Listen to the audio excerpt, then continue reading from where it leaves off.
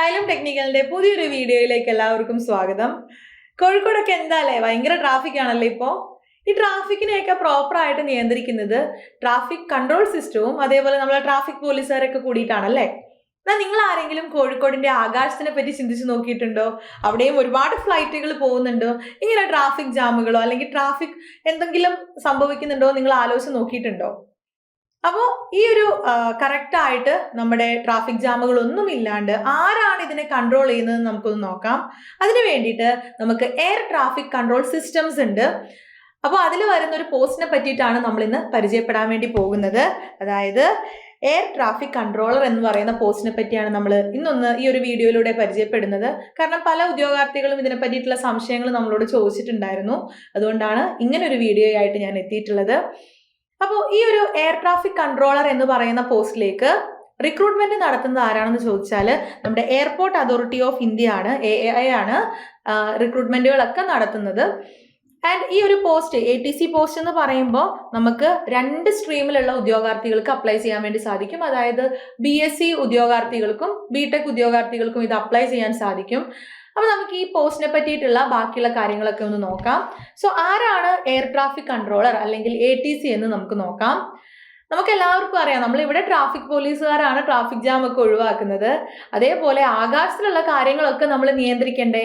അതായത് ഒന്നിലധികം ഫ്ലൈറ്റുകൾ ഒരു ഏരിയയിലൂടെ പോകുന്നുണ്ടാകും.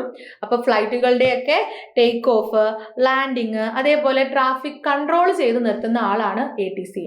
അപ്പൊ നമുക്ക് വേണമെങ്കിൽ ഇദ്ദേഹത്തിനെ എയർഫീൽഡ് ജനറൽ എന്ന് പറയാം, അല്ലെങ്കിൽ അതിന്റെ ഹെഡ് ആയിട്ട് പറയാം. അപ്പൊ ഈ ഒരു ജോലിയുടെ ആവശ്യകത എന്താണെന്ന് ചോദിച്ചാൽ നമ്മൾ റോഡിലൂടെ പോകുന്ന പോലെയാണോ ആകാശത്തു കൂടെ പോകുന്നത്? ഒരിക്കലും അല്ല. ആകാശത്തു കൂടെ പോകുമ്പോൾ ആയിരക്കണക്കിന് ആൾക്കാരുടെ ജീവൻ ഒരു പൈലറ്റിനെയാണ് അതിനെ നോക്കാനുള്ള ഡ്യൂട്ടി. അപ്പൊ ഈ പൈലറ്റ്സിനെ കറക്റ്റ് ആയിട്ട് ഇൻഫർമേഷൻസ് ഒക്കെ കൊടുത്ത് ട്രാഫിക് സിസ്റ്റം ക്ലിയർ ചെയ്ത് നിർത്തുന്ന ആളാണ് ATC എന്ന് പറയുന്നത്.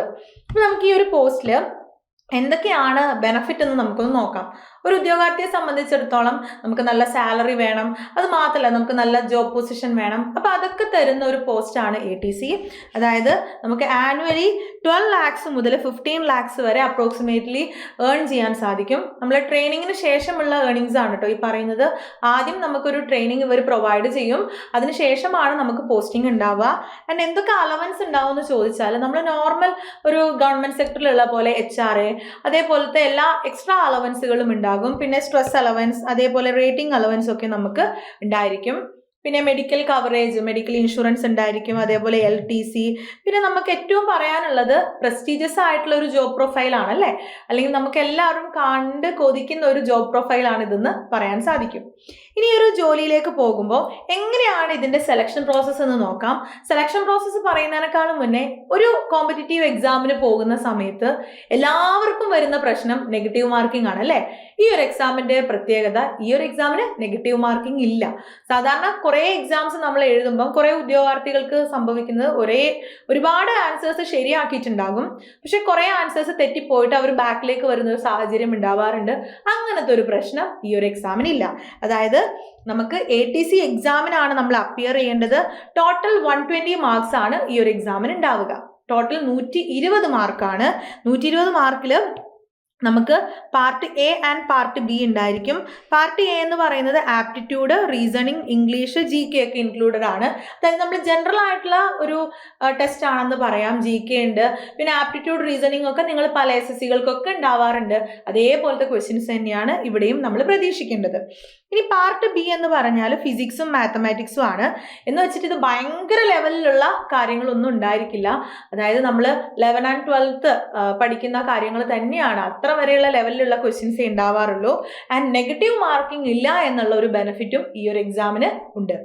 ഇനി എക്സാമിനെ പറ്റി പറഞ്ഞു. എങ്ങനെയാണ് സെലക്ഷൻ പ്രോസസ്സ് എന്ന് നമുക്ക് നോക്കാം. നമുക്ക് അക്കാദമിക് ക്രൈറ്റീരിയനെ പറ്റിയിട്ടാണ് ആദ്യം നോക്കേണ്ടത്. നമുക്ക് ഈ എക്സാം എഴുതാൻ പറ്റുമോ നോക്കണ്ടേ. അക്കാദമിക് ക്രൈറ്റീരിയയിൽ ഫസ്റ്റ് നമ്മളുടെ ക്വാളിഫിക്കേഷൻസ് നമുക്ക് നോക്കാം.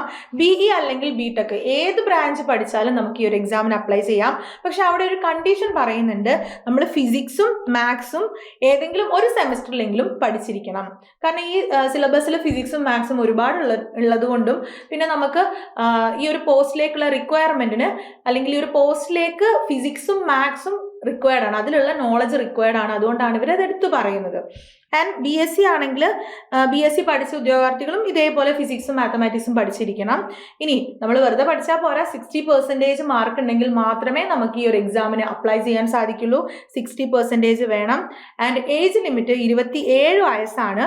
അതിൽ എല്ലാ എക്സാമുകൾക്കും ഉള്ളതുപോലെ തന്നെ SC ST OBC കാറ്റഗറിക്കാർക്ക് ഏജ് റിലാക്സേഷനും ഉണ്ടായിരിക്കും. അപ്പോൾ ഇത്രയുമാണ് നമ്മളൊരു എക്സാമിൻ്റെ ഒരു ഓവർവ്യൂ. അപ്പോൾ സെലക്ഷൻ പ്രോസസ്സും പോസ്റ്റിനെ പറ്റിയൊക്കെ നിങ്ങൾക്ക് മനസ്സിലായെന്ന് ഞാൻ വിചാരിക്കുന്നു. അപ്പോൾ നിങ്ങൾ ആരും ഇനി എന്താ പറയുക, നമുക്ക് BTech പഠിച്ചു അല്ലെങ്കിൽ BSc പഠിച്ചു നമുക്ക് ജോലി കിട്ടുമോ അല്ലെങ്കിൽ ഏത് എക്സാമിന് പഠിക്കണം എന്നുള്ള കൺഫ്യൂഷൻ ഒന്നും വേണ്ട. നിങ്ങൾക്ക് മുന്നിൽ ഇപ്പം നിങ്ങൾ ഇന്ത്യയിൽ ജീവിക്കുന്ന ആൾക്കാരാണെങ്കിൽ ഇന്ത്യയിൽ ഒരുപാട് വേക്കൻസീസ് എഞ്ചിനീയറിംഗ് സ്ട്രീമിലുള്ളവർക്കും BSc സ്ട്രീമിലുള്ളവർക്കും വരുന്നതാണ്. അപ്പോൾ അതേപോലെ തന്നെ നിങ്ങൾ നന്നായിട്ട് എക്സാമിന് പ്രിപ്പയർ ചെയ്യുകയാണെങ്കിൽ നിങ്ങൾക്കും ഒരു കേന്ദ്ര ഗവൺമെൻറ് ജോലിയിലേക്ക് എത്തിപ്പെടാൻ സാധിക്കും. അപ്പോൾ നമുക്ക് പുതിയൊരു ഇൻഫോർമേറ്റീവ് വീഡിയോ ആയിട്ട് കാണാം. Thank you all.